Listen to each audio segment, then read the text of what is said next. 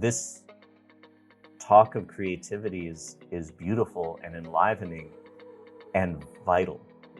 Like, the world needs each and every one of us to connect with our innate creative energies, because we are on the brink or in the midst of extinction.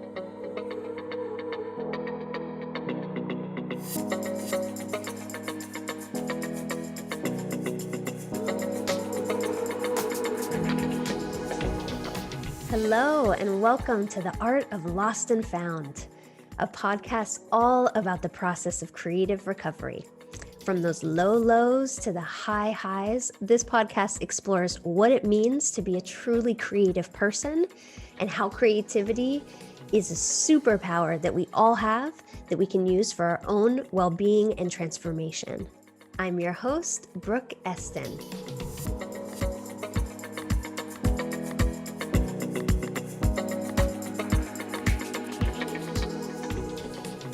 I am so excited to welcome Michael Kass to today's episode.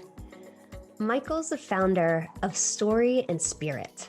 As a facilitator, coach, speaker, and award-winning storyteller, he's passionate about helping people, organizations, and communities discover and harness the power of their stories to create change. Michael's trainings on storytelling, speaking, mindfulness, and breathwork have been featured at events around the world. Partners and clients include the Walt Disney Company, the House of Beautiful Business, 100 Years, the Nomadic School of Wonder, and Kaiser Permanente, just to name a few.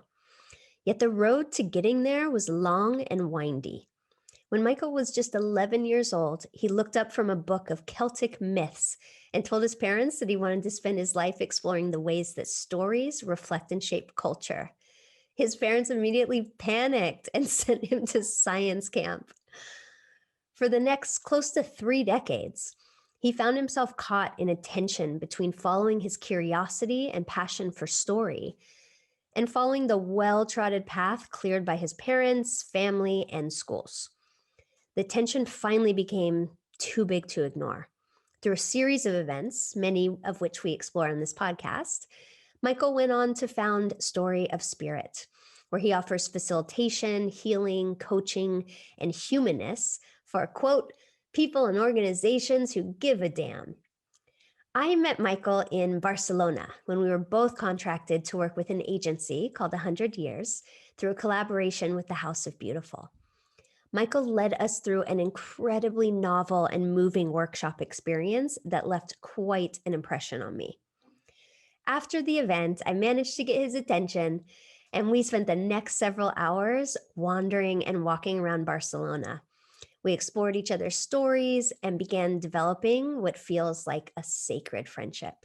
I'm so thrilled and honored to welcome Michael Kass to the podcast. So, Michael, welcome to the Art of Lost and Found. It is such a pleasure to have you on the podcast. And I am super excited to talk to you today because I met you, I guess, a few years ago now in a highly creative environment full of intelligent, committed, dynamic people. And you stuck out like a sore thumb. So to be in a situation, in an environment where there's so many people with so much to offer, and witnessing you hold the room the way that you did, guide us through a highly creative exercise that, to be perfectly honest, I wasn't even fully prepared for. It was a creative challenge for me to get into it.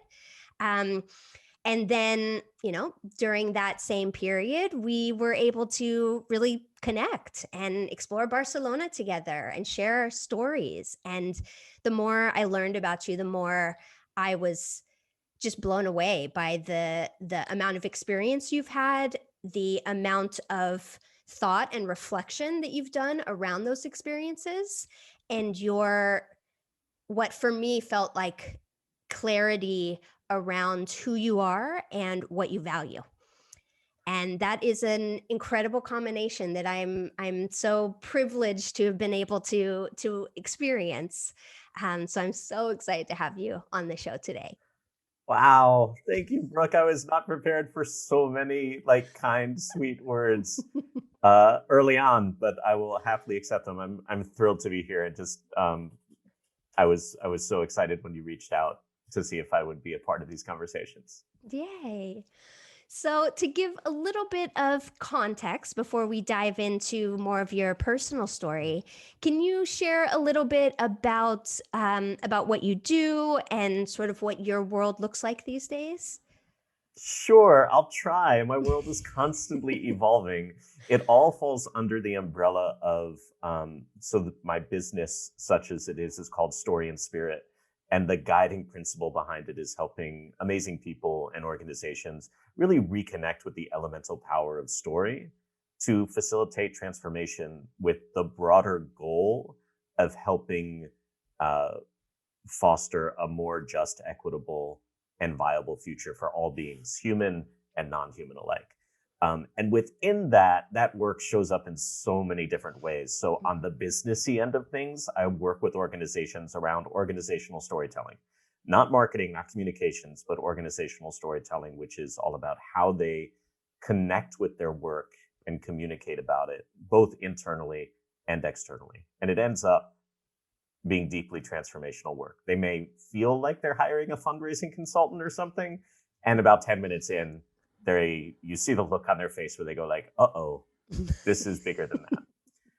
And then on the other end of the spectrum, I do a lot of, I guess we could call it spiritual healing or guidance, right? Working with people who are maybe in a crisis of their own creativity and helping them navigate that, right? Using a variety of tools from energy work to breath work to, you know, traditional coaching methods, creative exercises, all sorts of stuff to help them reconnect with their core and make decisions and move from that place of deep inner knowing. Mhm. So Yeah. it's everything there, and then there's stuff in between. But what I love about it is it's constantly reorganizing itself Mhm. based on what's happening in the world, based on where I am in my own process. Mhm. New layers that are being revealed every day. So yeah, that's more or less what I do. Yeah. And how did you find your way into this work? Because this is something that it's not a clearly it's not a job you applied for. It is an experience that you created. So to be able to move with such clarity and confidence into a space that is difficult to define, is difficult to kind of make very tangible or measurable, yet you intuitively know, and I can vouch for the experience also of it being really transformational and profound. I am super curious about how you fully saw the vision and stepped into it while still leaving space for it to continuously evolve. You make it sound like such a graceful process. And I think of it as co-creation, where I am the partner in co-creation that's dragging his heels and going like, no, I don't. What do you mean? I have to do what? In front of how many people? I'd really rather not. Can't I just be a grant writer or something? Is really um I do think of it as co-creation, because if you'd asked me even 5 years ago if I'd be doing some of the stuff and working with some of the people that I'm working with now, it would not have even been on my radar, because the way that it's unfolded has been so synchronistic and so unexpected that sometimes my job is less to create a strategic plan and a business framework, which I can do and would frankly prefer sometimes, um, and much more being open to the opportunities that present themselves and tuning into the ones that resonate most deeply so that I can say yes to them. And I found that the more um, structured I try to be in kind of a traditional Western culture sense of strategic plans and launch methodologies and all of this stuff, I've gone down all those rabbit holes, they fall apart immediately. So I'll set the intention. Okay, this year I'm going to work with this many clients of this type, and then something amazing will come out of left field.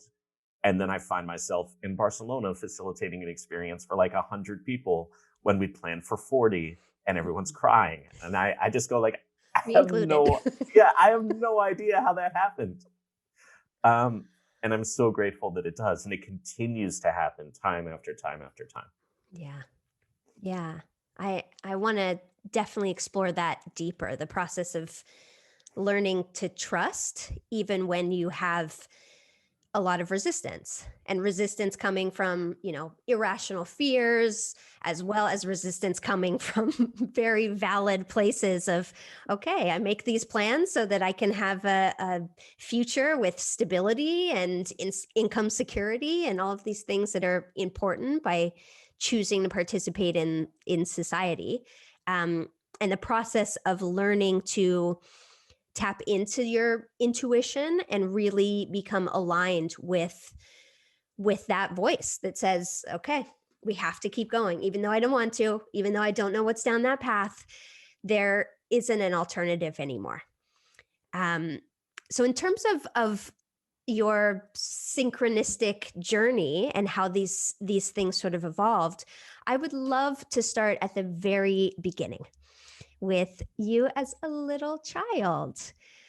I would love to hear about how you explored and expressed your creativity as a young child, and within that story and that unfolding, what was your environment during that time of your life like? Were the people around you supportive? Were they encouraging? Did they see that there was that light inside you and really make space for that? Or was there maybe a less supportive environment in which you grew up in? That's such a big question. So Yeah. the image that immediately comes to mind is when I was 4 or 5 years old, I was selected with two of my friends from kindergarten to be in like the background of a United Way commercial in Washington, D.C., where I grew up. And they just gave us a bunch of blocks and said, play with these blocks in the background. And I got caught in a creative loop. Like I would just keep building a tower and then breaking it down, building a tower and breaking it down, to the point that the director of the commercial had to come up and I remember distinctly say to me, you can do other things. You can build other stuff. But that was very much emblematic of my relationship with creativity as a kid. Like I had creative impulses and never felt comfortable to fully explore them. My parents were ostensibly very supportive of creativity, but in a passive aggressive kind of way, because the choices they had made and the choices their parents had made and the choices their parents had made were all simply about survival. And so that belief system gets passed down through the generations. And looking back on my childhood, I very much inherited that, right? And my parents very much inherited that. And so it was in their attitude. So as I was growing up, I got really interested in acting for a lot of reasons. One of which was it was a safe place to express emotion. And my family wasn't. Everybody's very supportive, doing the best they could. And also emotions weren't a thing in my house. So acting became an outlet for that. But even in that, there was a reticence to truly engage creatively. Right. And so, and my parents' attitude towards that was, yeah, do that as a hobby and then you'll be a lawyer or something. Yeah. Right. All the way through. And I became, I got paid for acting, in my 20s and was making a living at it. And still my parents would have that. Well, when you're ready, you'll do X, you'll be a lawyer, lawyer seemed to be the thing that they gravitated towards. So that was really my relationship with creativity. Like it was always there and it never felt really safe to engage with. And it always felt like something on the side or frivolous that at some point I would grow out of in order to survive, right? In order to create a foundation for what I believe to be an adult life, or what an adult life needed to look like based on the examples and the templates I had around me. Yeah. During that time when you were allowing yourself to explore your creativity, particularly in that vein in acting, I Mhm. imagine you also created a community of other creatives. Mhm. How did your new relationship with other or new relationships with other creatives who presumably were all in on creativity or at least offering encouragement and support, how did that influence your perception or your relationship with your own creativity? Sure. I mean, it was the only for a while, really the only safe place I had to fully express all the different sides of myself, Mm, right? The goofy part and the part that experienced rage and sexuality, um, all of those things. And that community was just very, very accepting, especially as I moved into my teens and my 20s.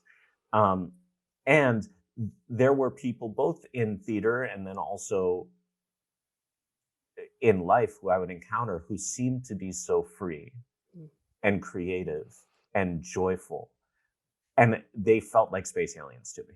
mm, I just did not understand how they were able to navigate those spaces and have so much fun, because for me that creativity always had an element of torture and anger to it. mhm, So the times where I felt most energized and like had the biggest breakthroughs and was most connected was from a place of frustration, rage, or pain.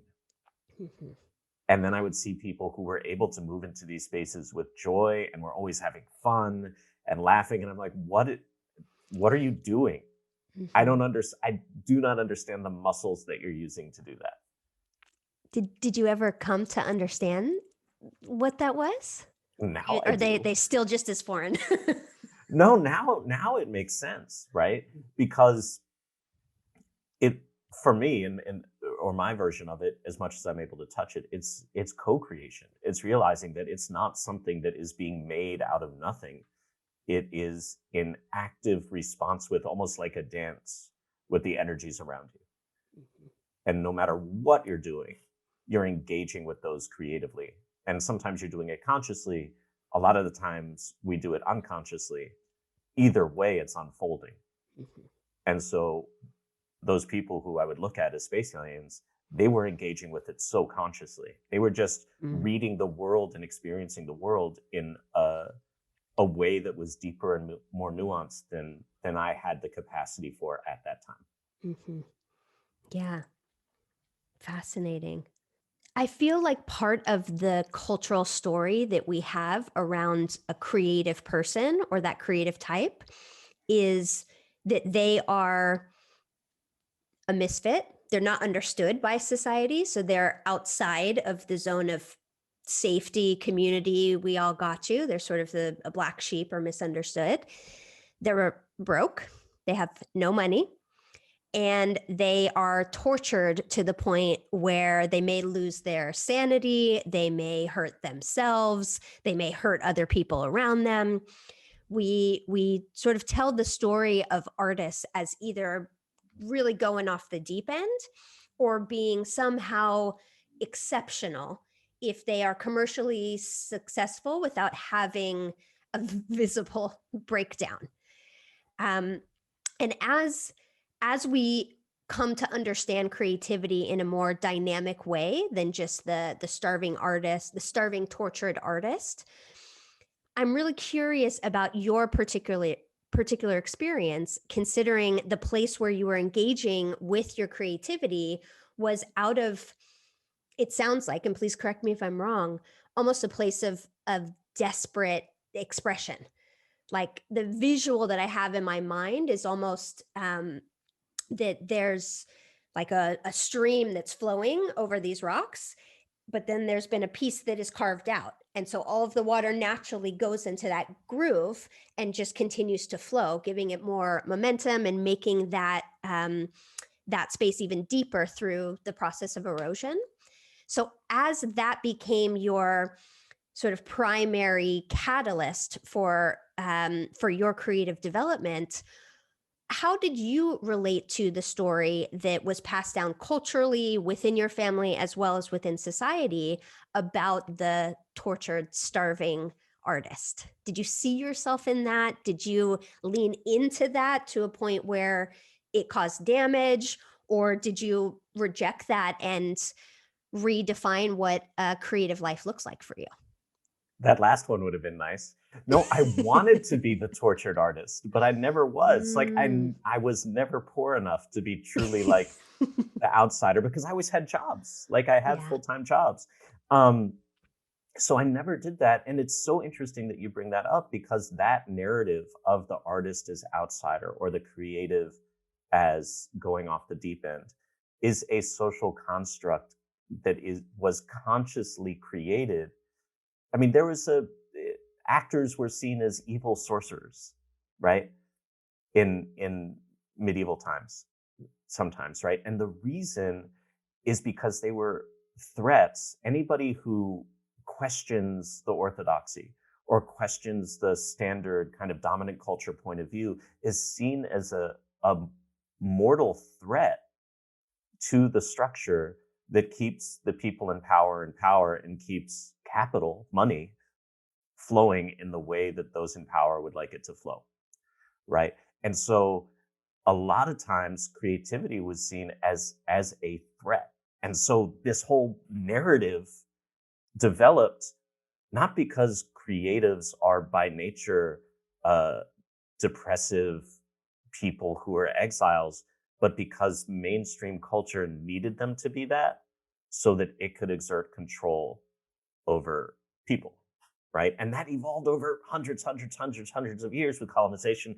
Bigger conversation about that. So for me, I painted myself into a corner where I desperately wanted to embody the tortured, starving artist. And yet I knew that that wasn't me. And so I kind of felt bad. I was like, oh, I'm not a real artist because I can pay my rent, which is insane. That's crazy if you think about it, right? Oh, in order to have a relationship with creativity, I have to live in a tent in the park and then it, use a lot of drugs that I don't enjoy, right? It really, um, really fascinating violence that's done against the creative spirit and has done so much damage. Um, and my version of that damage was depression, right? Is how that came out. That tension between having these creative impulses and then feeling like I wasn't good enough or creative enough to truly do it. And then for me, also, although acting was my creative outlet, there was a part of me that knew that that wasn't really the whole story. Like it was part of it, but intuitively as friends who I knew really well became, really successful. And we're like, it's gonna happen for you someday. Something in me was like, or not.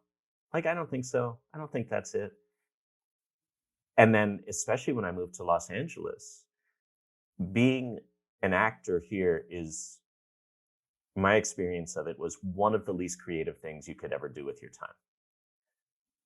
Because on stage, you're engaged in co creation with other beings, right? With the audience and with your fellow actors, and you're creating a world together. And it's like this magical kind of alchemy happens. On camera, often you're a prop, and the creativity happens in the editing room or the lighting, the cinematography. And that eventually, along with other things, really drove me into um, what now I would call a healing crisis, and what then I would just say I just couldn't get out of bed because I didn't have words or reference for it. Um, and so that creative impulse that had found its outlet, as you said, in that little groove in the rock, that groove in the rock kind of closed up.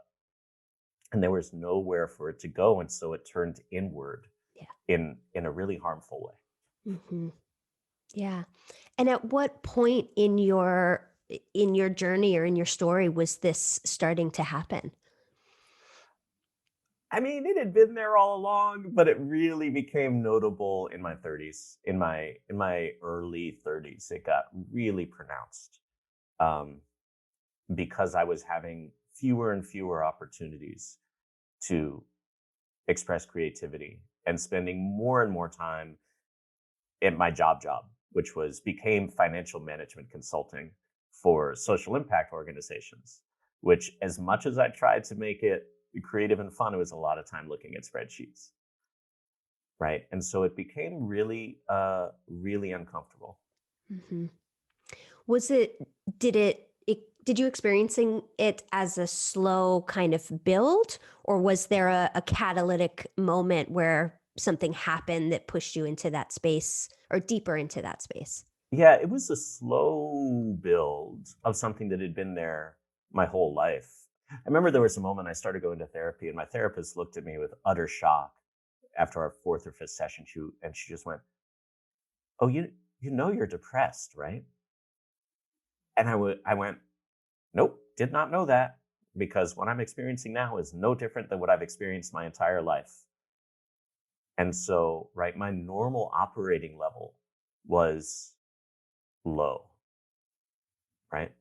Um, that said, the thing that eventually brought it to a head was heartbreak. I fell in love and it didn't work out.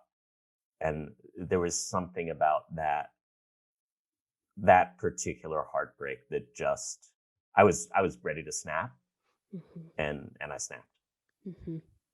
Yeah. I've found that that trajectory is relatively common, even though the details of the experience are completely unique. There's something about like muscling through. Like, this is who I am. This is how I'm doing it. I'll be okay. I'm always okay. I'm always going to be resilient. And then when you hit your 30s, that stops working. You're not resilient in the same way. And I've witnessed many people experiencing a breakdown that really is an identity crisis because the vision that they had for their lives at some point, or maybe kind of in the fantasy space, was so different than the life that they were actually living. And some type of loss tends to be the thing that causes that deep evaluation around, wait, what just happened? I expected my life to be moving in this direction, and I'm somewhere floating over here, and I'm not quite sure how to even close the chasm or what's on that other side. And it creates this fog of confusion that exacerbates and like excavates everything that had been buried over those years, those decades, to a point where you can no longer survive that way. Totally. Yeah. I'd add a third element to that, which is, right, there's the life I thought I'd be living that's over here. And then there's the life that evolved or whatever sprang up around me over here. And then in the center, there's the life that wants to be lived through me, which has nothing to do with what I envisioned. And so that, I would say, is like the soul's contract. The soul comes here for a reason, and it forgets what it is for a while, Hmm. for most of us. And When then, you say soul contract, is that like synonymous with a soul purpose or a dharma, or what do you mean by clo- soul contract? closer to dharma. So the idea, there's a really cool story from Kabbalistic mythology that explains it really beautifully, which is there's every soul starts at the roots of the tree of life, and then they sort of ripen and go up, and then they're on the branches, and Archangel Michael comes, plucks a soul like a ripe fruit, puts it into the treasury of souls, which is like a big vault of souls. And when it's time for that soul to fulfill its purpose, it comes and gets implanted in that liminal space between the um, embodied world and the spirit world. And then the angel Layla, who's the angel of light, comes and puts a tea light on the soul's head, so it's not alone in the dark. And by the light of that little flame, it can see from one end of time to the other, and it knows exactly what it's coming to this plane of existence to do, exactly what its gift is. And then in the moment right before birth, the angel comes back, blows out the candle, and just goes, shh. And she pushes her lips or her finger right to our lips. It's how we get that weird divot right above our lips. And in that moment, the soul forgets everything that it saw. And so in a lot of ways, the journey of life is the journey of remembering. And so I think there's so much that's happened or sprung up around, I have to find my purpose. I have to find my meaning. And that's so linear. And so in my mind, that soul contract is something deeper. It actually doesn't care how it gets expressed. It doesn't care. It's your unique way of dancing through the world. And whether you dance through the world as a lawyer or as a painter or as a person who does corporate workshops and energy work, your soul doesn't care. Your soul just knows what it's here to do. And as long as it gets to do that, it will continue to blossom and bloom and deepen. And if it doesn't, then all sorts of stuff can happen, right? A lot of times we try to numb out. When the soul starts to wake up and go like, this isn't working, we turn to drugs or sex, or I turn to chocolate, just like so many pans of brownies.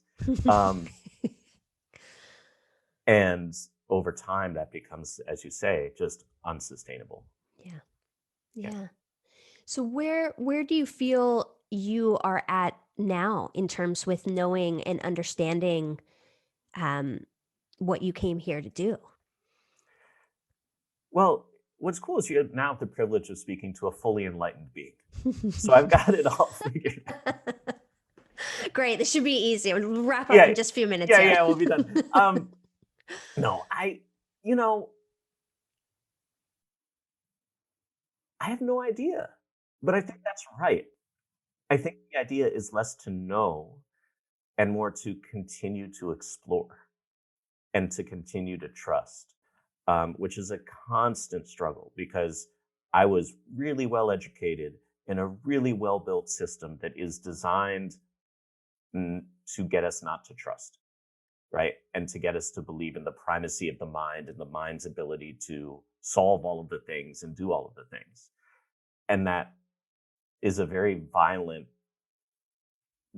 division from ourselves and from each other and from the world. And it has not gone well, right? The world is in a really scary place in large part because of that division and because of the system that promotes that division, right? And so every day still there is a balancing act and a struggle of, all right, I know, and all my experience tells me, not all, but a fair bit of experience at this point tells me that if I trust and if I keep saying yes and if I get quiet and if I listen and if I dance with this energy that wants to be danced with, it's going to be cool.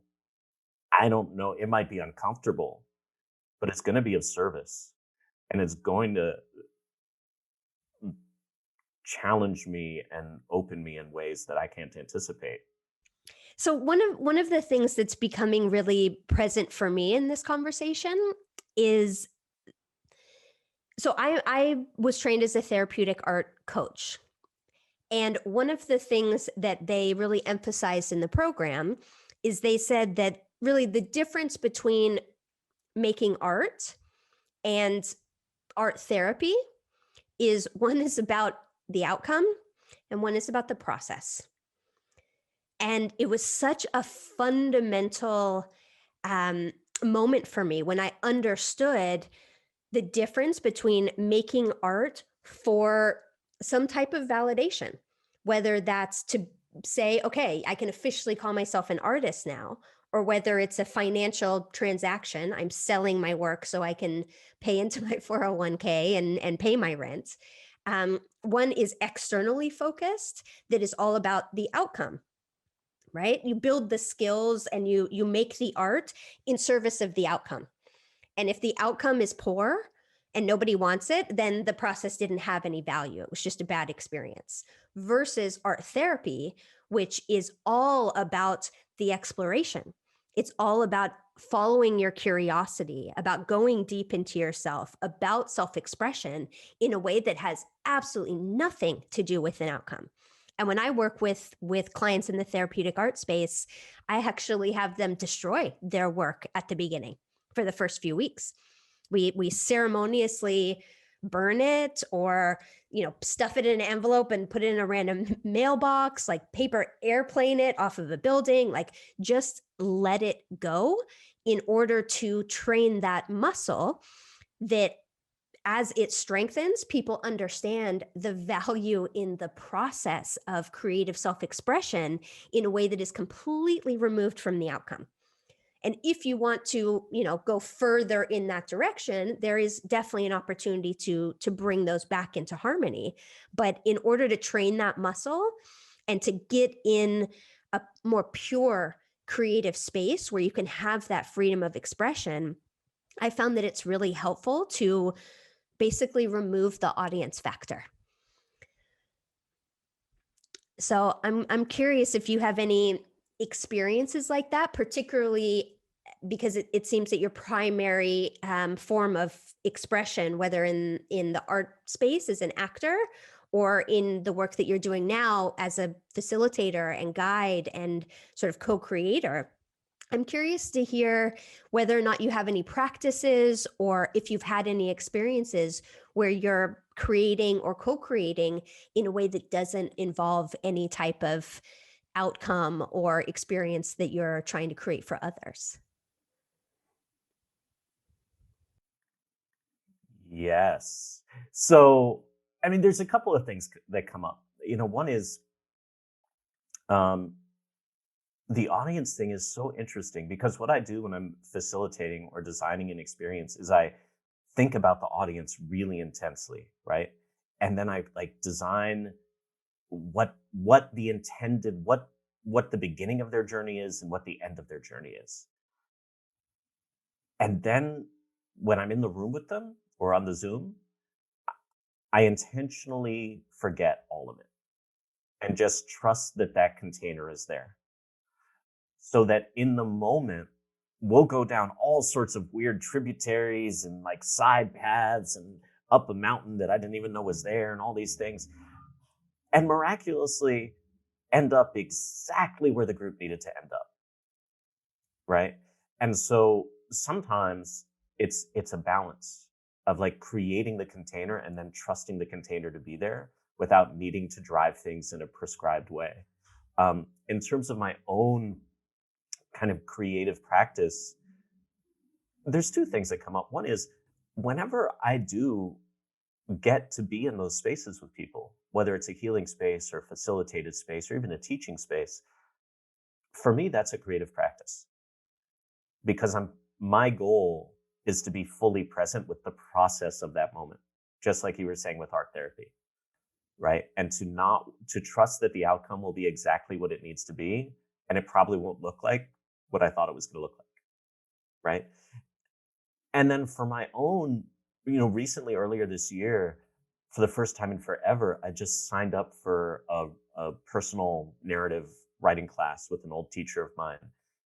And it was so fun. It was so fun just to, for 20 minutes a day, write and then get to share it in a community online, the only purpose of which is to say nice things about each other's writing. That's it. Because nobody there, maybe people are working on books or memoirs or anything, but for the most part, this was 200 something people from all over the world who just wanted to play. And it was so beautiful to engage with that. And I had forgotten the joy of that process of creativity as an end in and of itself without any need, as you were saying, for validation or a paycheck, just to do it. And it, as you were saying, like my experience of it was like, oh, right, this is as powerful a practice as meditation. This is as powerful a practice as breath work, and just so inspiring and beautiful to engage with. Hmm. Yeah, that's my belief is that creativity is going to develop in the way that mindfulness and yoga have over the last 10, 15 years. Because it seemed like this kind of woo out there thing that was hard to understand and we didn't really know what it was. And it was for, those kind of free spirited type people. But it's made its way into popular culture now oftentimes through fitness or productivity, right? Something that has a tangible outcome at the end. But even though that tends to be the entry point for a lot of people, once they have that experience of their own, they understand that the power is so much more than fitness or productivity. And as you were saying about how you prepare yourself for the experience, and then you lean into trusting that you've done the work, you've created the container, we will flow the way that we need to flow. And then more often than not, you end up in the place that is exactly where you needed to be, that you couldn't have predicted or really kind of forced or control. If you go back to that water metaphor, like there's only so much you can do because you can't control it in the way that that sometimes we would like to. And so I really felt that the the work that we do in meditation, right, with sitting with ourselves every day for a set number of minutes, hours, whatever, lays that foundation so that when we are in a situation that is difficult, we don't resist or react in the same way, not because we are doing the meditation in that moment, but because we have already done the work to build that muscle so that when kind of the storm comes, we don't feel the same kind of rigidness that we need to resist against it, which causes breaks. We allow ourselves to flow with it because we've learned to develop practices that support us in navigating those experiences. So I wonder if that's something that is resonant for you as well. For sure, of course. And there's a danger to the uh, widespread adoption or co-optification of practices like meditation and yoga. There's a story, I forget where I read it, but there's a guy was diagnosed with heart disease and hypertension. And he looked at his cardiologist and he said, this doesn't make any sense. I do yoga every day. I'm really good at it. And the cardiologist went like, oh, that's weird because your body doesn't seem like somebody who does that. Let's see what's going on. So they went and the guy took him to his yoga studio and they hooked him up to a heart monitor. And as soon as he stepped onto the mat and was engaging in his yoga practice, his whole system went into coherence, right? His heartbeat slowed, all of his symptoms disappeared. All was great. Then he ended his practice, stepped off the mat. 5 minutes later, everything was right back where it had been, right? And so he had been trained, his body was entrained to separate that practice on the mat from the rest of his life. And I feel like that's one of the dangers, as great as it is for people to indulge in like Headspace for 10 minutes a day and get their company sponsored yoga break. That gets siloed off from the rest of their lives. And so the impact of it isn't fully integrated or integrated at all. One of the things that's become really fun in my work, the past couple of years especially, is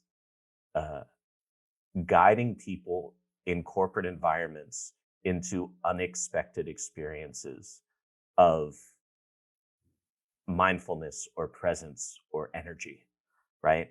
So one of my favorite things to do is get in a room of very left brain, very outcome oriented people. And because, as you noted, if I have a superpower, it's probably creating a safe space, and people just tend to trust me in those spaces. So within 20 minutes, having this group of people, like with their eyes closed, looking between their hands and seeing energy. And then it's real. So they can't pretend like they didn't experience that. They can, but But why? it becomes harder. The It more becomes so much experiences you harder. have and you meet those experiences Mhm. with resistance, then you're Yeah. heading to that break point that we discussed earlier. The idea that we have to completely change our lives to allow this stuff in is myth. That's not real. It's just about how do we find those gentle experiences so that we can remember collectively that the world as we traditionally in the dominant culture experience it is like maybe 5% of what's available. And any of these creative practices are ways of opening that up. Mm-hmm. Yeah. And I think it starts with a small practice, right? The 20 minutes a day of writing, or maybe even the 20 minutes of a day of yoga. That's where it starts. But if it never expands, then that's where it stays. So if the guy lived his life on the mat, okay, like you might live longer, but if that is where you have your quality of life, in that small sliver of your experience, you're missing something huge. And I think in part of the co-opting of these different practices like yoga and meditation, um, when you think about yoga in the US or in the West, people think that yoga is an asana practice. But that's a piece of yoga. That's like saying language is English. Like, yes, and that is not a synonym. That's just one expression of language. And I feel that same way with creativity, is that creativity is not synonymous with being artistic, or even worse, potentially, or more extreme, being skilled, technically skilled. And some what creativity is. But when we put it in this very small box and very small sliver, everybody has a conflicted relationship with it. If they do identify as an artist, there's almost always some underlying imposter syndrome, or they're going to find out, or I'm not as good as the other artists, even though I'm here with them. I'm like the bottom of the barrel and everyone else is the top. Or worse, they don't even touch it at all. Someone's like, oh, I'm not creative. No, not me. I don't know how to draw. I don't know how to paint. And it goes back to this story that we have, that these are the same thing. And so I think the example with yoga and meditation, yeah, it's really limited and not particularly helpful if it only lives in this tiny, teeny little compartment that you have perfectly fitted for it, that, slots into your calendar, and that's it.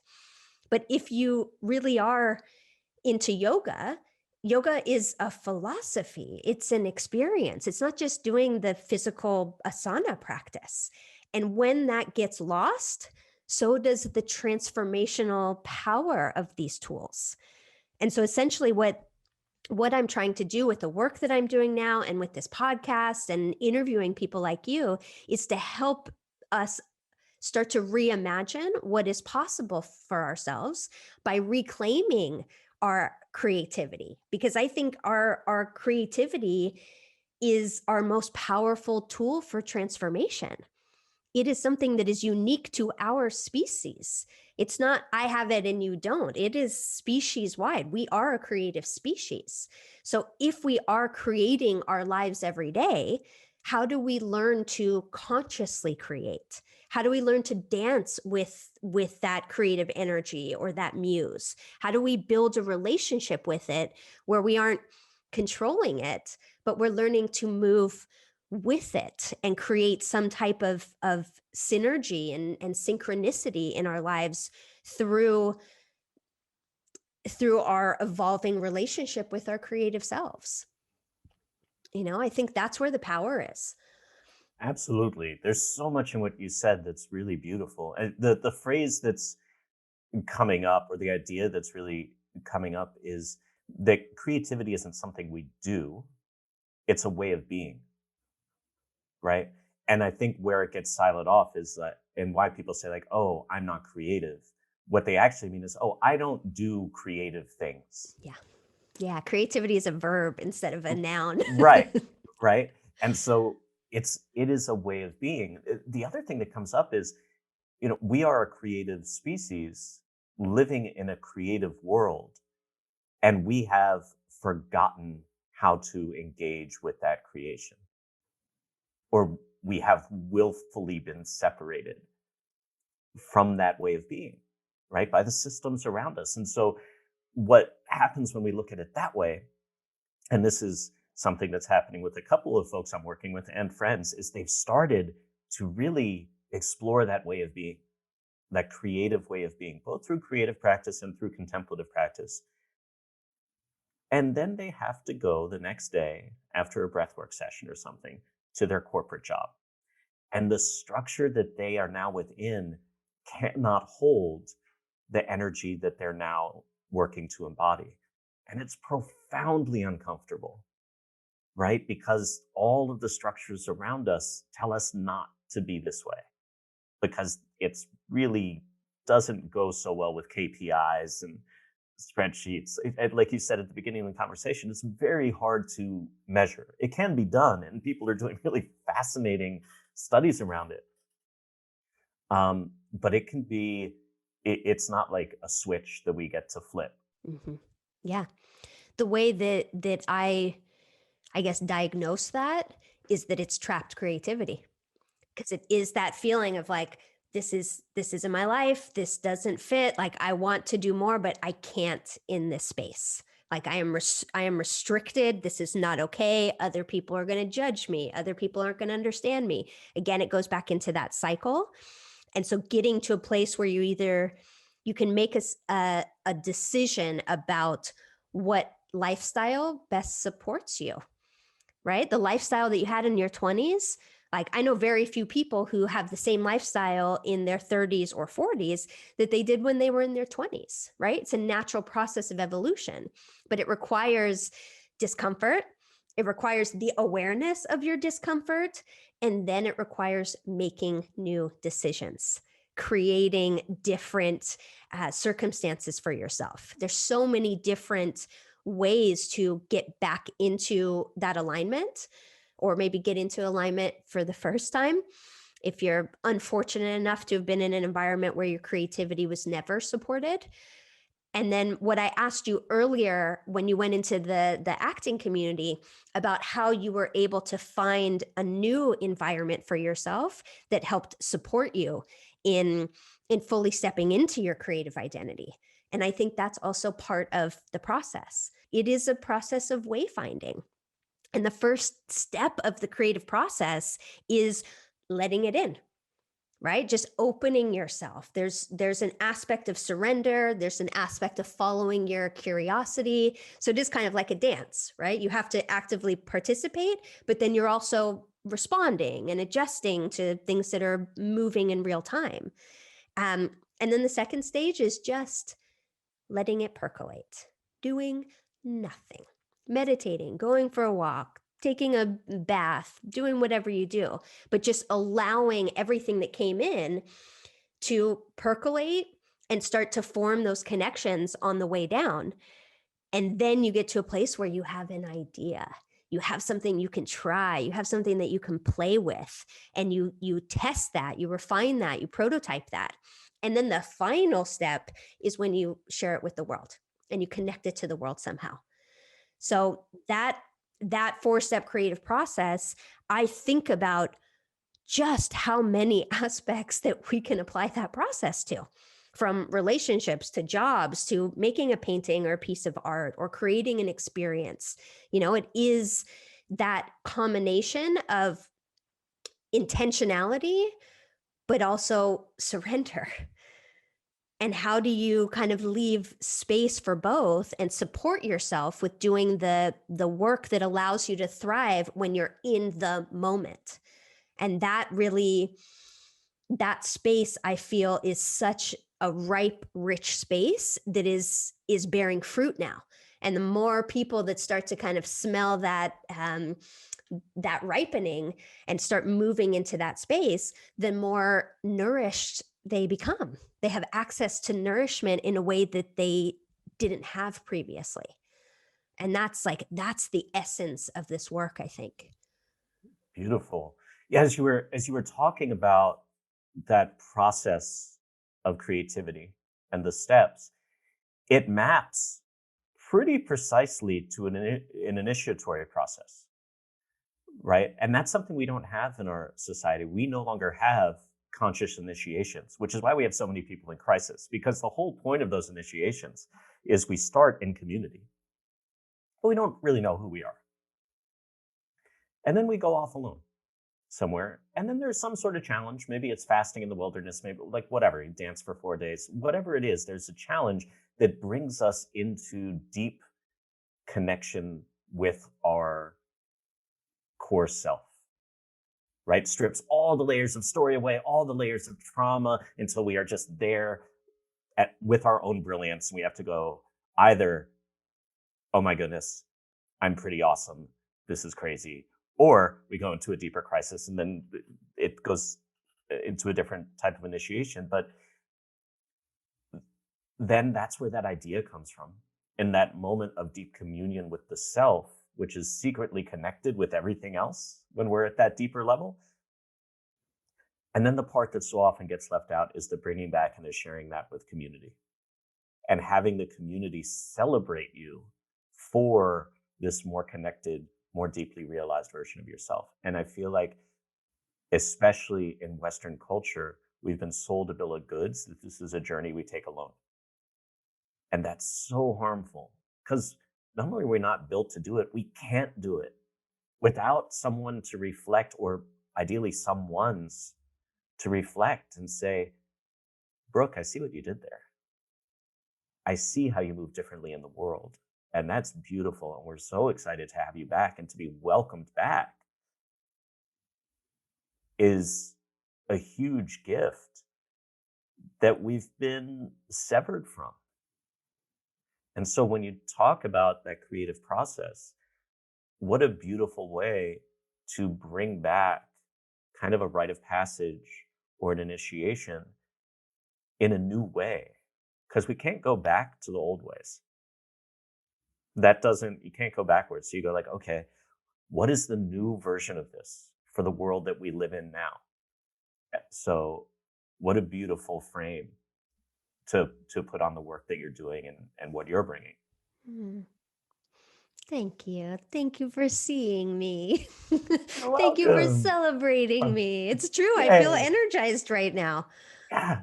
You know, And that's I'm, how simple it is. yeah. Considering everything that we've discussed around creativity's power to transform, both kind of destruction transform, as well as complete, total cosmic alignment transformation. I'm curious if you have anything that you would share, either with anybody who's listening to this, who's on their creative journey, but not quite sure which way to go. It feels very disorienting still. Or if it's more resonant for you to share something to a younger version of yourself, what would that be? Your story already holds the guidance that you need. So when we look at the narrative threads that have woven their way through our lives, and we do that with a safe guide, and we do that in a space that is therapeutic, but not therapy, then often we'll see how those strands, those narrative strands, have been weaving together in a way that, once we look at it, inevitably leads us to the next right step. So even if we can't see the whole path, and if you can see the whole path, you can't, right? You're lying to yourself. So the next right step is already embedded in that story. And the other thing that I'd say is that this talk of creativity is beautiful and enlivening and vital. Like, the world needs each and every one of us to connect with our innate creative energies, because we are on the brink, or in the midst of, extinction. That's it. This is about the survival of our species and so many other species, many of whom have already been lost. And while some people can definitely go out there and like design the technologies or do the policy work, that's not all of us. Each of us have our own individual way of contributing to a more viable future. And only you as an individual know what your way of contributing is. And so this work is not just about living your hashtag best life. It really is about how do we ensure that this world continues for all beings? No pressure. It can still be fun. In fact, it usually is fun. And it has never been more urgent. Beautiful. Yeah. Yeah, that really resonates with me. Yeah, I watched that land as I Yeah. was talking. Yeah. I know. I watched you watching me. It's a loop. Well, thank you so much for your time and for showing up so wholeheartedly, so present, especially this early in the morning where you are. Coffee. Thank you so much for listening to today's episode of the Art of Lost and Found podcast. I hope that you are feeling inspired and empowered to go forth and explore your curiosity and creativity. As always, if you want any more information about any of our guests or the show notes or anything we discussed on today's episode, you can head over to www.brookeston.com/podcast. Thank you so much, and looking forward to seeing you in the next episode.